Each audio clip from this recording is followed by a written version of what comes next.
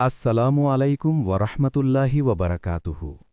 আজ আমি আপনাদের এমন একটি গল্প শোনাব যা আমাদের মনে করিয়ে দেবে পিতামাতার প্রতি আমাদের দায়িত্ব ও ভালোবাসার গভীরতা।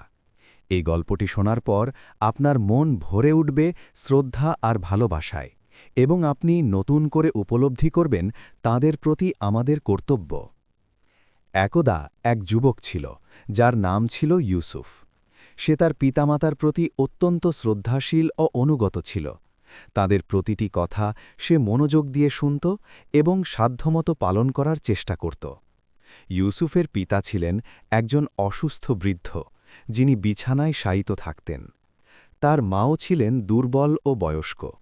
ইউসুফ প্রতিদিন ভোরে উঠে তাদের সেবা করত, খাবার প্রস্তুত করত এবং তাদের প্রয়োজনীয় সকল কাজ নিজ হাতে সম্পন্ন করত। একদিন ইউসুফের বন্ধুরা তাকে একটি গুরুত্বপূর্ণ ব্যবসায়িক কাজে দূরে যাওয়ার প্রস্তাব দিল। কাজটি ছিল খুবই লাভজনক, যা তাদের দারিদ্র্য দূর করতে পারত। ইউসুফ দ্বিধায় পড়ে গেল। একদিকে তার পিতামাতার সেবা, অন্যদিকে পরিবারের আর্থিক সচ্ছলতা। সে তার পিতামাতার কাছে অনুমতি চাইতে গেল।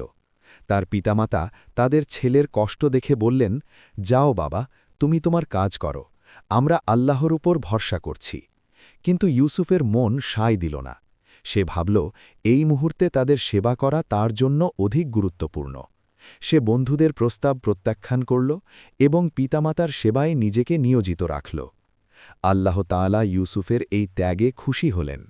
কিছুদিনের মধ্যেই এক অপ্রত্যাশিত উৎস থেকে তাদের কাছে প্রচুর সম্পদ এসে পৌঁছাল, যা তাদের সকল অভাব দূর করে দিল।